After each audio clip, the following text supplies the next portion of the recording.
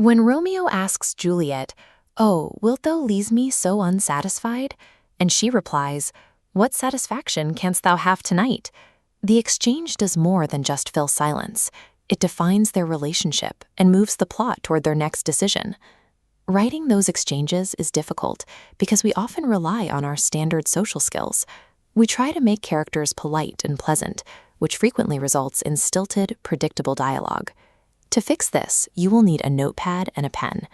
We are going to build a conversation using 3 specific techniques. Let's call them antisocial skills. Ignoring polite social conventions is the first step toward building realistic fictional conversations. Step 1 requires you to find your raw material in public. Places like buses or coffee shops provide access to how people actually structure their thoughts. This is antisocial skill number 1, eavesdropping.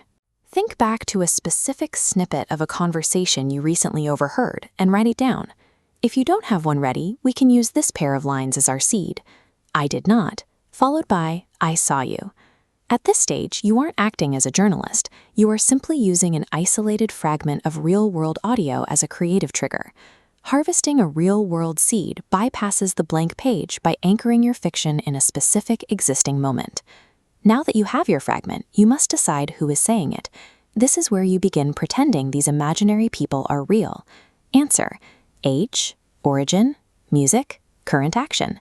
For a vegetarian mother and teen, "I saw you" means she caught him eating a burger. But if she's a vampire and he flirted with a zombie, the words change weight. A character's background dictates their vocabulary. A person from the north uses different syntax than someone from the south, just as an older person uses different slang than a child. Lock in a specific character pairing on your notepad and write out the first draft of an expanded exchange between them.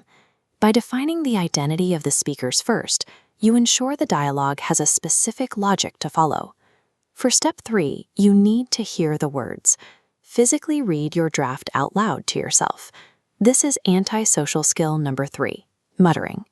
Your ear will identify markers of artificial speech that your eyes usually miss, such as overly formal vocabulary or characters giving long, unbroken speeches.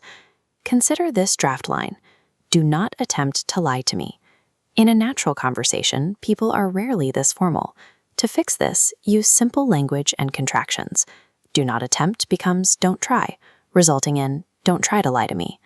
Muttering acts as a physical filter, catching the stiff cadences that make dialogue feel scripted rather than spoken. The final step is a mechanical edit. Scan your notepad for adverbs ending in ly located inside your dialogue tags. If dialogue already conveys the emotion, the adverb is redundant. In "your money or your life," she said threateningly, the word threateningly adds nothing. Cross it out. Use adverbs only when tone contradicts words. If she says it lovingly, the adverb provides necessary information. Review your draft and remove any adverbs that merely repeat what the characters are already saying. Stripping away these descriptors forces the spoken words to do the work of the scene. Check your notepad. You have expanded a random fragment into a specific character-driven scene.